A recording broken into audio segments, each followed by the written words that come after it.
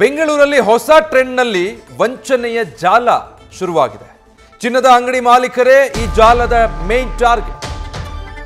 ಲಾಭದ ಆಸೆಗೆ ಮಂಗ ಆದ್ರೆ ಕೋಟಿ ಕೋಟಿಗೆ ನಾಮ ಹಾಕ್ತಾರೆ. ಪ್ರಭಾವಿಗಳ ಹೆಸರನ್ನ ಬಳಸಿಕೊಂಡು ನಂಬಿಸಿ ಈ ರೀತಿ ಮೋಸ ಮಾಡೋದೇ ಈ ಜಾಲದ ಪ್ಲಾನ್.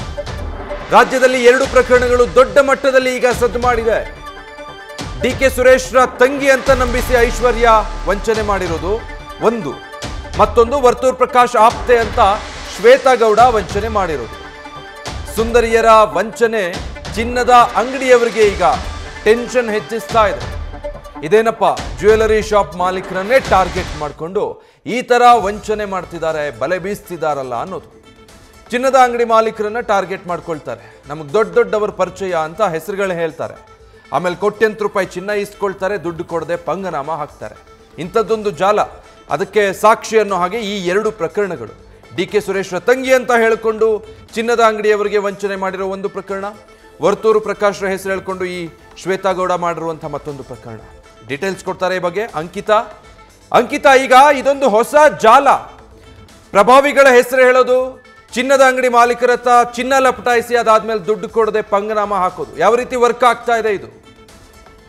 ವಿಜಯ್, ಬೆಂಗಳೂರಿನಲ್ಲಿ ಈಗ 2 ಪ್ರಕರಣ ಬೆಳಕಿಗೆ ಬಂದಿದೆ. ಈ 2 ಪ್ರಕರಣ ಕೂಡ ಸಾಕಷ್ಟು ಆತಂಕವನ್ನ ಉಂಟು ಮಾಡಿರುವಂತದ್ದು. ಒಂದು, ಶ್ವೇತಾ ಅನ್ನೋ ಮಹಿಳೆ ಯಾವ ರೀತಿಯಾಗಿ ವಂಚನೆಯನ್ನ ಮಾಡಿದ್ರು ಅಂತ ಹೇಳಿ, ಇನ್ನೊಂದು ಕಡೆ ಐಶ್ವರ್ಯ ಗೌಡ ಅವರು ಕೂಡ ವಂಚನೆಯನ್ನ ಮಾಡಿದ್ದಾರೆ ಅಂತ ಹೇಳಿ ಗಂಭೀರ ಆರೋಪವನ್ನ ಮಾಡ್ತಾ ಇರುವಂತದ್ದು. ಅಂದ್ರೆ ಚಿನ್ನದ ಅಂಗಡಿಯ ಮಾಲೀಕರು ಏನಿದ್ದಾರೆ ಅವರನ್ನ ಟಾರ್ಗೆಟ್ ಮಾಡಿಕೊಂಡು ಈ ರೀತಿಯಾಗಿ ವಂಚನೆಯನ್ನ ಮಾಡ್ತಾ ಇದ್ದಾರೆ ಅಂತ ಹೇಳಿ.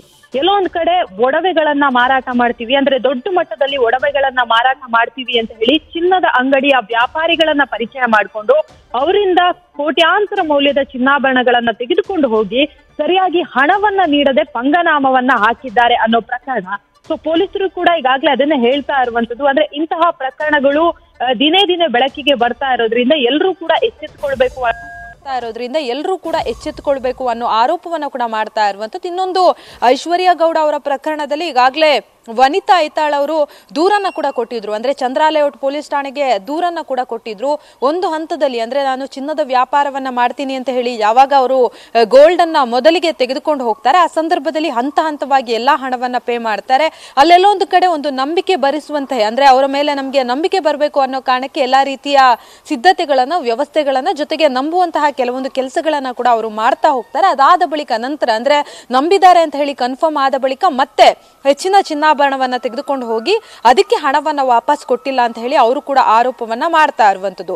ಇನ್ನೊಂದು ಕಡೆ ಶ್ವೇತಾ ಕೂಡ ಹಾಗೆ ವರ್ತೂರು ಪ್ರಕಾಶ್ ಅವರ ಹೆಸರನ್ನ ಬಳಸಿಕೊಂಡು ಹಣವನ್ನ ಪಡೆದುಕೊಂಡಿದ್ದಾರೆ ಅಂತ ಹೇಳಿ, ಜೊತೆಗೆ ಗೋಲ್ಡ್ ಅನ್ನ ಪಡ್ಕೊಂಡಿದ್ದಾರೆ ಅಂತ ಹೇಳಿ ಅವರ ಹಿನ್ನೆಲೆ ಕೂಡ ಈಗಾಗಲೇ ಪೊಲೀಸರಿಗೆ ಗೊತ್ತಾಗ್ತಾ ಇದ್ದಂತೂ ಪೊಲೀಸರು ಕೂಡ ಒಂದು ಹಂತದಲ್ಲಿ ಪ್ರಕರಣವನ್ನ ದಾಖಲಿಸಿಕೊಂಡು ತನಿಖೆಯನ್ನ ಕೂಡ ಮಾಡ್ತಾ ಇದ್ದಾರೆ. ಅಂದ್ರೆ 2 ಪ್ರಕರಣಗಳು ಪ್ರತ್ಯೇಕ ಆಗಿದ್ರು ಕೂಡ ಎಲ್ಲೋ ಒಂದು ಕಡೆ ವಂಚನೆ ಮಾಡಿರುವಂತಹ ಜಾಲ ಏನಿದೆ ಅದು ಸೇಮ್ ಟು ಸೇಮ್. ಹಾಗಾಗಿ ಈ ರೀತಿಯ ವಂಚನೆ ಪ್ರಕರಣಗಳಿಂದ ಎಚ್ಚೆತ್ತುಕೊಳ್ಳಿ ಅಂತ ಹೇಳಿ ಒಂದು ಕಡೆ ಚಿನ್ನದ ವ್ಯಾಪಾರಿಗಳಿಗೆ ಪೊಲೀಸರು ಕೂಡ ಸೂಚನೆಯನ್ನ ಕೂಡ ಕೊಟ್ಟಿರುವಂತದ್ದು. ಇನ್ನೊಂದು ಕಡೆ ಅಂದ್ರೆ ಐಶ್ವರ್ಯ ಗೌಡ ಅವರ ಮೇಲೆ ಗಂಭೀರ ಆರೋಪಗಳು ಕೇಳಿ ಬರ್ತಾ ಇರುವಂತದ್ದು. ಡಿಕೆ ಸುರೇಶ್ ಅವರ ತಂಗಿ ನಾನು ಅಂತ ಹೇಳಿ ವಂಚನೆಯನ್ನ ಮಾಡ್ತಾ ಇದ್ದಾರೆ ಅಂತ ಹೇಳಿ ಆ ಆರೋಪಕ್ಕೆ ಅವರು ಸ್ಪಷ್ಟನೆಯನ್ನ ಕೂಡ ಕೊಡೋದಕ್ಕೆ ಮುಂದಾಗಿದ್ದಾರೆ. ಅಂದ್ರೆ ಈ ಆರೋಪಗಳೆಲ್ಲವೂ ಕೂಡ ಸುಳ್ಳು ಅಂತ ಹೇಳಿ ಅವರು ಕೂಡ ಹೇಳ್ತಾ ಇರುವಂತದ್ದು. ಅಂದ್ರೆ ಎಲ್ಲವೂ ಕೂಡ ಚೆನ್ನಾಗಿದ್ದಂತಹ ಸಂದರ್ಭದಲ್ಲಿ ಎಲ್ಲವೂ ಕೂಡ ಚೆನ್ನಾಗಿತ್ತು, ಆದ್ರೆ ಸ್ವಲ್ಪ ಏನೋ ಇಶ್ಯೂ ಆಯ್ತು ಅಂದ ತಕ್ಷಣ ಅವರು ದೂರನ್ನ ಕೂಡ ಕೊಟ್ಟಿದ್ದಾರೆ ಅನ್ನೋ ಆರೋಪವನ್ನ ಕೂಡ ಮಾಡ್ತಾ ಇರುವಂತದ್ದು. ಹಾಗಾಗಿ ಪೊಲೀಸರ ತನಿಖೆಯಲ್ಲಿ ಒಂದು ಪ್ರಕರಣ ಏನಿದೆ, ಪ್ರತ್ಯೇಕ ಪ್ರಕರಣ,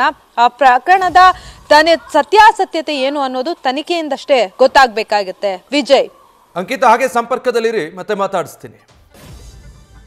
ಸೊ ಈ ರೀತಿಯ ವಂಚನೆ ಜಾಲ ಈಗ ರಾಜ್ಯದಲ್ಲಿ ಪ್ರಭಾವಿಗಳ ಹೆಸರನ್ನ ಬಳಸಿಕೊಂಡು ನಡೀತಾ ಇರುವಂಥದ್ದು. ಇದಕ್ಕೆ ಚಿನ್ನದ ಅಂಗಡಿ ಮಾಲೀಕರೇ ಟಾರ್ಗೆಟ್ ಆಗ್ತಾ ಇದ್ದಾರೆ. ದೊಡ್ಡವರ ಹೆಸರನ್ನು ಹೇಳ್ಕೊಂಡು ಪರಿಚಯ ಮಾಡ್ಕೊಳ್ತಾರೆ, ಚಿನ್ನದ ಅಂಗಡಿ ಮಾಲೀಕರನ್ನ ಟಾರ್ಗೆಟ್ ಮಾಡ್ತಾರೆ. ಜ್ಯುವೆಲರಿ ಶಾಪ್ನ ಸೇಲ್ಸ್ ಎಕ್ಸಿಕ್ಯೂಟಿವ್ ಬಳಿ ಇವರು ಮಾತುಕತೆ ನಡೆಸ್ತಾರೆ. ಜ್ಯುವೆಲರಿ ಶಾಪ್ನಲ್ಲಿ ಕೆಲಸದವ್ರಿಗೆ ತಿಂಗಳ ಟಾರ್ಗೆಟ್ ಅಂತ ಇರುತ್ತೆ. ಸೊ ಟಾರ್ಗೆಟ್ ಹಿನ್ನೆಲೆ ಹೆಚ್ಚಿನ ವ್ಯಾಪಾರ ಮಾಡಲೇಬೇಕಾದಂಥ ಪರಿಸ್ಥಿತಿ ಅವ್ರಿಗಿರುತ್ತೆ. ಸೊ ಈ ವೀಕ್ನೆಸ್ ಅನ್ನ ಬಂಡವಾಳ ಮಾಡ್ಕೋತಾರೆ. ಇದನ್ನೇ ವೀಕ್ನೆಸ್ ಮಾಡಿಕೊಂಡು ಈ ರೀತಿ ಆಪರೇಟ್ ಮಾಡ್ತಾರೆ. ಬಳಿಕ ಮಾಲೀಕರ ಪರಿಚಯ ಮಾಡಿಕೊಳ್ತಾರೆ. ಅದಾದಮೇಲೆ ಈ ರೀತಿ ಕಿಲ್ ಲೇಡಿಗಳು ವಂಚನೆ ಮಾಡ್ತಾರೆ. ತಾನೊಬ್ಬ ಪ್ರಭಾವಿ ಸಂಬಂಧಿ ಅಂತ ಮೊದಲಿಗೆ ಮಾಲೀಕರನ್ನು ನಂಬಿಸ್ತಾರೆ, ಆ ಥರ ಬಿಂಬಿಸ್ಕೊಳ್ತಾರೆ. ನಂಬಿಕೆ ಬರೋದಕ್ಕೆ ಅವರ ಜೊತೆಗಿನ ಫೋಟೋಗಳನ್ನು ತೋರಿಸ್ತಾರೆ. ನೋಡಿ, ಇಂಥವ್ರ ಜೊತೆ ನನ್ನ ಫೋಟೋ ಇದೆ ಅಂತ. ಅಲ್ಲದೆ ಅವರ ಜೊತೆ ಫೋನ್ನಲ್ಲಿ ಮಾತನಾಡಿದೆ ಅಂತ ಕಳ್ಳಾಟ ಕೂಡ ಮಾಡ್ತಾರೆ, ನಂಬಿಸ್ತಾರೆ. ಇಷ್ಟೆಲ್ಲ ಆದಮೇಲೆ ಚಿನ್ನ ಈಸ್ಕೊಳ್ತಾರೆ ದುಡ್ಡು ಕೊಡ್ತೀನಿ ಅಂತ. ಆದರೆ ಮತ್ತೆ ದುಡ್ಡು ಕೇಳೋದಕ್ಕೆ ಶುರು ಮಾಡಿದಾಗ ಅಸಲಿ ಆಟ ಶುರುವಾಗುತ್ತೆ. ನ್ಯೂಸ್ ಫಸ್ಟ್ ನಿರ್ಭೀತಿಯಿಂದ ನಿಮ್ಮ ಪರವಾಗಿ.